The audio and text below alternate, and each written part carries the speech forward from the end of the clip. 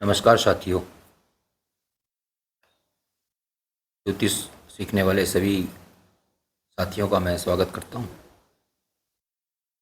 साथियों, आज मैं आपको शुक्र और शनि राहु केतु के बारे में बताऊंगा, क्योंकि ये ग्रह छूट गए थे तो थोड़ा वीडियो लंबा हो सकता है, लेकिन आप इसको अवश्य देखिएगा। क्योंकि देखिए, एक बात हमेशा ध्यान रखिएगा कि अगर आप ज्योतिष सीख रहे हैं तो जब तक आपको बेसिक जानकारी नहीं होगी, जब तक आप ग्रहों के बारे में, जब तक आप राशियों के बारे में, जब तक आप भावों के बारे में जानकारी नहीं रखेंगे, तब तक आप आगे किसी का भी सही फल नहीं कह पाएंगे। इसीलिए ये जानकारी बहुत ही ज़्यादा महत्वपूर्ण है, क्योंकि कुंडली का फल निकालना या उसको देखना इतना कठिन नहीं है। अगर आप ये सब बेसिक जानकारी आपको आती है तो कुंडली के बारे में फल कहना, उसका प्रेडिक्शन करना आसानी से किया जा सकता है। तो चलिए आगे बढ़ते हैं। शुक्र के बारे में। शुक्र एक हमारी कुंडली में विलासिता पूर्ण जो है, या विलासिता प्रिय, इसको भोग विलास प्रिय है, इस प्रकार का ग्रह है। और जब एक ये विलास भाव का स्वामी होकर दूसरे विलास भाव में अगर स्थित हो जाता है तो उसको, जातक को बहुत ज़्यादा भोगी या विलासी बना देता है। उदाहरण के तौर पर, जैसे मान लीजिए सप्तम भाव में अगर शुक्र बैठ जाए 7वीं राशि में, या दूसरी राशि में बैठ जाए, 2 नंबर की राशि जो इसकी अपनी राशियां हैं, तो वह व्यक्ति ज़्यादा ही भोगी हो जाएगा। शुक्र स्त्री कारक ग्रह है, और अगर सप्तम भाव में, ये सप्तम भाव है, यहाँ पर अगर शत्रु राशि में, जो उसके शत्रु हैं, मान लीजिए मंगल की राशि में 1 में या 8 में अगर यहाँ पर स्थित होता है और उसमें पाप दृष्टि भी आ जाती है, मान लीजिए शुक्र यहाँ पर है, मंगल की राशि में है, और शनि महाराज यहाँ बैठे हुए हैं, तो शनि की तीसरी दृष्टि 1 2 3, या मंगल यहाँ पर बैठे हैं तो 1 2 3 4, इसी प्रकार मंगल की दृष्टि, या राहु यहाँ बैठे हैं 1 2 3 4 5, या और कहीं भी बैठ सकते हैं जहाँ से दृष्टि आए, या सूर्य यहाँ पर बैठे हैं तो सूर्य की 7वीं दृष्टि, या पाप ग्रह, जहाँ भी जितनी दृष्टियाँ हैं, कहीं से भी अगर पाप दृष्टि भी अगर आती है तो स्त्री के सुख में व स्त्री की आयु में अवश्य कमी आती है इस पोजीशन में। क्योंकि शुक्र हमारे मुख का कारक है। क्यों कारक है? क्योंकि देखिए, दूसरे नंबर की राशि यहाँ पड़ी है, तो ये दूसरा भाग मुख का है, हमारे मुंह का है। तो शुक्र में अगर अच्छा शुभ प्रभाव होता है, शुक्र मान लीजिए यहीं बैठे हैं और कोई शुभ ग्रह की दृष्टि भी पड़ रही है, तो उस व्यक्ति का, जातक का मुंह फेस काफ़ी सुंदर होगा। और अगर अशुभ प्रभाव पड़ रहे हैं तो उसमें वो सुंदरता नहीं होगी। तो शुक्र का संबंध मैंने जैसे बताया था कि विलासिता की सामग्री से है। अगर शुक्र लग्न पर, लग्नेश पर, चंद्र पर, या चंद्र जहाँ पर स्थित हैं उस राशि पर अपना प्रभाव डाल रहा हो, तो व्यक्ति को काफ़ी कल्चर्ड बनाता है, गुड मैनर्ड बनाता है, और वो व्यक्ति काफ़ी लग्जरी की ओर आकर्षित भी रहता है, और उसका व्यापार भी कर सकता है लग्जरी से संबंधित, जैसे परफ्यूम्स हो गए, अच्छे कपड़े हो गए, फैशनेबल कपड़े हो गए, सजावट की चीज़ें हो गई, जितने भी इस हम अपने दैनिक जीवन में, या अपनी हम आप लग्जरी की गुड्स देखते हैं किसी भी तरह की, किसी भी क्षेत्र में, वो सारी शुक्र के कंट्रोल में आती है। और अगर शुक्र जो है सच बोलने वाले ग्रह हैं, अगर शुक्र मान लीजिए लग्न में हो और उन पर कोई शुभ ग्रह की, जैसे बुध की या गुरु की दृष्टि पड़ रही हो या उनके प्रभाव में हो, युति में हो, तो ये माना जाता है कि वो व्यक्ति सच बोलेगा, अधिकतर सच बोलेगा। और अगर वृषभ राशि हमारी पीड़ित होती है, 2 नंबर की राशि पीड़ित होती है, तो हमको गले के रोग होने का भी हो सकता है, गले के रोग होने का भय होता है, क्योंकि दूसरी राशि हमारे गले और मुंह से संबंधित है। अगर उसमें पीड़ित है, दूसरा भाव पीड़ित है, दूसरी राशि का राशिपति जो भी यहाँ राशि है वो पीड़ित है, साथ में शुक्र भी पीड़ित है, तो हमको गले के रोग की संभावना बहुत ज़्यादा होगी। शुक्र अगर द्वादश स्थान में होता है, ये द्वादश स्थान में है, तो व्यक्ति बहुत ज़्यादा पढ़ने वाला होता है, और ऐसा करने से उसकी आंखों में भी काफ़ी फर्क पड़ता है। तो शुक्र हमारी आंखों के भी प्रतीक हैं। अगर आंख से संबंधित कोई प्रश्न है तो हम शुक्र के बारे में भी अवश्य देखेंगे कि शुक्र की क्या पोजीशन है, कहाँ स्थित हैं, उनमें क्या क्या उनमें शुभ प्रभाव में है, अशुभ प्रभाव में है, तो ये सब देखना होगा। और धनु लग्न वालों के लिए विशेष तौर पे, धनु लग्न मतलब जिनकी यहाँ पर 9 नंबर की राशि है, यहाँ पर जैसे 1 लिखा है मेष, तो वहाँ पर 9 नंबर की राशि है, तो उन राशि वालों के लिए शुक्र काफ़ी अशुभ बन जाते हैं, क्योंकि वो एक तो छठे भाव का स्वामी बनते हैं। देखिए 9, 10, 11, 12, 1, 2, एक राशि यहाँ पर आ गई अशुभ स्थान में, और दूसरी राशि 3, 4, 5, 6, 7, ये भाव भी क्योंकि अशुभ कहा जाता है थोड़ा बहुत, तो इसको शुक्र, धनु लग्न वालों के लिए शुक्र अगर अशुभ प्रभाव में हो और उनमें कोई शुभ दृष्टि ना हो तो कुछ अशुभ परिणाम ज़्यादा दे सकते हैं। और शुक्र जब शनि के साथ होकर युति बनाते हैं तथा सूर्य को प्रभावित करते हैं, कहने का मतलब है शुक्र कहीं, मान लीजिए शुक्र यहाँ पर हैं और साथ में शनि भी हैं और सूर्य पर उनकी दृष्टि हो, तो इस पोजीशन में तो सूर्य यहाँ पर होंगे तभी दृष्टि बनेगी, क्योंकि शनि की दृष्टि तो शुक्र की तो 7वीं है, शनि की 3 दृष्टियाँ हैं, तो लेकिन सूर्य पर दोनों ग्रहों की दृष्टि अगर पड़नी है तो 7वीं दृष्टि यहाँ पर शुक्र शनि जब होंगे तो यहीं पर पड़ेगी।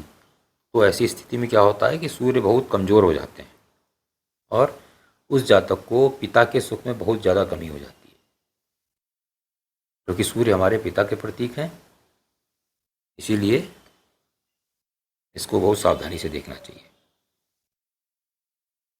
शुक्र की स्थिति जो 12वें भाव में है, ये काफ़ी एक एक्सेप्शन है कि शुक्र की स्थिति को 12वें भाव में अच्छा कहा गया है, क्योंकि हमारे शयन का भाव है, हमारी निद्रा का भाव है, हमारे बेडरूम का भाव है। तो शुक्र जब यहाँ पर होते हैं तो वो व्यक्ति काफ़ी बेडरूम से संबंधित सुख प्राप्त करता है, बशर्ते कि उस पर अशुभ दृष्टियाँ और पाप प्रभाव में ना हो तब। और शुक्र जब यहाँ पर चतुर्थ भाव में होते हैं तो उनको दिग्बल मिलता है, मालिक काफ़ी अच्छे कहे जाते हैं, और यहाँ पर काफ़ी हमको वाहन का या अच्छे मकान का काफ़ी सुख प्रदान करते हैं। तो ये शुक्र से संबंधित जानकारी थी। और अब हम इसी में शनि को ले लेते हैं। तो शनि जो है हमारी इस कुंडली में आयु के कारक कहे गए, और अगर कुंडली में लग्न, लग्नेश और अष्टमेश, मतलब जो अष्टम भाव में जो भी राशि है उसका स्वामी, और शनि अगर ये बलवान होते हैं, फिर से देखिएगा, लग्न मतलब प्रथम भाव, प्रथम भाव का स्वामी, हम अगर इसी कुंडली को लें, प्रथम भाव के स्वामी मंगल हुए, और अष्टम भाव, यहाँ पर अष्टम भाव के स्वामी भी मंगल हैं। अगर आपकी कुंडली में कोई दूसरा ग्रह है तो उसके स्वामी जो होंगे वही माने जाएंगे। और साथ में शनि, अगर ये सारे बलवान हैं, बलवान का मतलब शुभ ग्रह से युत हैं या शुभ ग्रह से दृष्ट हैं, अच्छे भाव में हैं, 6, 8, 12 में नहीं हैं, तो ऐसा व्यक्ति दीर्घायु होता है, यानी उसकी आयु काफ़ी लंबी होती है। शनि का रंग काला होता है। मैं शुक्र का, जब आपको विवरण बता रहा था, शुक्र का रंग सफ़ेद होता है, मैं कहना भूल गया था, तो उसको अपडेट कर लें। शनि का रंग काला होता है। और शनि अगर छठे और आठवें भाव में होते हैं, मकर या कुंभ राशि में, तो वो काफ़ी रोगग्रस्त बना देते हैं व्यक्ति को। मतलब कहने का मतलब, यहाँ पर अगर 10 नंबर होगा या यहाँ पर 11 नंबर होगा या यहाँ 11 होगा, तो और शनि भी साथ साथ यहाँ होंगे, तो ऐसी पोजीशन में इस भाव से संबंधित अंगों में शनि रोग दे देते हैं। क्योंकि शनि काला रंग पसंद करते हैं तो अंधेरा भी पसंद करते हैं। अतः शनि की दृष्टि अगर सूर्य पर पड़ती है तो वो काफ़ी अशुभ फल देती है और हमारे पिता के भाव में या पिता के फलों में काफ़ी पीड़ा देती है। तो शनि और सूर्य हमेशा अगर युति में हो या एक आपस में दृष्टि में हो तो अच्छा प्रभाव नहीं देते। हालांकि शनि सूर्य के पुत्र हैं, सूर्य तो अपने पुत्र के बारे में गलत नहीं सोचते हैं, लेकिन शनि जो है अशुभ प्रभाव देते हैं। और अगर ऐसी स्थिति में सूर्य पर शनि का प्रभाव हो और साथ में किसी और भी ग्रह का अशुभ प्रभाव पड़ जाए, राहु का पड़ जाए, केतु का पड़ जाए, तो ऐसी दशा में आपको आँखों की गंभीर बीमारियां भी हो सकती हैं, कि सूर्य हमारी आँखों का भी प्रतीक है। तो इस बात का हमको ध्यान रखना होगा। और शनि अगर सेकंड भाव में होते हैं, द्वितीय भाव में होते हैं, और अगर उस पर पाप प्रभाव कोई और पड़ता है तो उस व्यक्ति की वाणी भी जो है काफ़ी कर्कश हो जाती है, क्योंकि ये सेकंड भाव हमारे वाणी का भाव भी है, तो वाणी खराब हो जाएगी। शनि अगर मकर अथवा कुंभ लग्न का स्वामी होकर, मान लीजिए यहाँ पर 10 नंबर और 11 नंबर की राशि लिखी हुई हो, तो 10 नंबर में मकर हो जाएगा और 11 नंबर है तो कुंभ लग्न हो जाएगा। ये स्वामी होकर अगर पीड़ित हों, पीड़ित मतलब अगर शनि पर अशुभ ग्रहों की दृष्टि हो, राहु केतु की दृष्टि हो, मंगल की दृष्टि हो, सूर्य की दृष्टि हो, तो उस व्यक्ति के जातक के पिंडली में, घुटने से नीचे पिंडली जो होती है, पिंडली में और घुटने में काफ़ी कष्ट होता है, क्योंकि शनि इसी अंग को, देखिए यहाँ से ये पिंडली है और यहाँ से हम घुटना देखते हैं, तो शनि कहीं भी पीड़ित होंगे तो हमारे ये अंग भी पीड़ित होंगे। ये शनि जब चंद्रमा के साथ होते हैं तो एक विष योग का निर्माण करते हैं और हमारे मन को बहुत बुरी तरह से प्रभावित करते हैं, काफ़ी निगेटिव थॉट्स देते हैं। वह व्यक्ति काफ़ी निगेटिव सोचता है, हमेशा उल्टा ही सोचता है। बस में जा रहा होगा तो सोचेगा कि कहीं बस पलट तो नहीं जाएगी, ट्रेन में जा रहा होगा तो कहीं ट्रेन का एक्सीडेंट तो नहीं हो जाएगा, जहाज़ में बैठेगा तो उसको डर लगता रहेगा कि जहाज़ गिरेगा तो नहीं। इसी प्रकार के बहुत निगेटिव थॉट्स उसके मन में आते रहते हैं। तो शनि काफ़ी मंद ग्रह है, धीरे धीरे चलते हैं, एक भाव से दूसरे भाव में जाने में 2.5 वर्ष लेते हैं, और जहाँ पर उनकी दृष्टि पड़ती है अशुभ दृष्टि पड़ती है। शनि आपको 7.5 देकर भी काफ़ी परेशान करते हैं और ढैया देकर भी परेशान करते हैं। शनि की दृष्टि पृथकतावादी होती है, सेपरेटिव होती है। जहाँ पर दृष्टि होती है वहाँ से वो सेपरेट करने का प्रयास करते हैं, वहाँ के रिश्तों से सेपरेट करा देते हैं। मान लीजिए शनि की दृष्टि यहाँ पड़ रही है तो आपकी पत्नी का भाव है तो पत्नी से अलग कराने की सोचेंगे। इस मान लीजिए इस भाव में शनि की दृष्टि पड़ रही है तो आपके भाई से वो अलग कराने की सोचेंगे, छोटे भाई से। यहाँ पर दृष्टि पड़ेगी शनि की तो बड़े भाई से या मित्रों से आपको अलग कराएंगे। यहाँ पर दृष्टि पड़ रही तो माता से अलग कराएंगे। इसी प्रकार शनि जहाँ दृष्टि पड़ती है वहाँ से रिलेटेड जो संबंधित आपके रिश्ते हैं उनमें परेशानी पैदा करते हैं। और शनि यहाँ पर अगर बैठते हैं तो चूँकि शनि क्षेत्र के कारक हैं और अगर यहाँ पर बैठ के बलवान हो तो आपको जायदाद वगैरह काफ़ी, मतलब इमूवेबल प्रॉपर्टीज़ को कहते हैं, भूमि वगैरह इस तरह की, मकान है, वो काफ़ी देते हैं, लेकिन बलवान होने चाहिए। और शनि यहाँ पर दिग्बल मिलता है शनि को। और तुला राशि में शनि उच्च के होते हैं, तुला राशि में शनि अच्छा फल देते हैं। तो ये शनि की बारे में जानकारी है।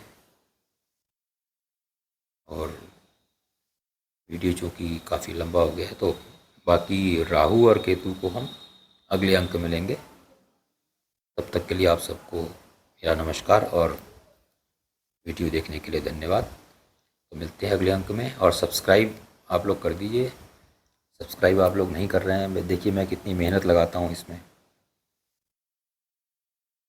तो मेरी मेहनत का मैं सिर्फ यही फल मांग रहा हूँ कि आप सब्सक्राइब कर दीजिए।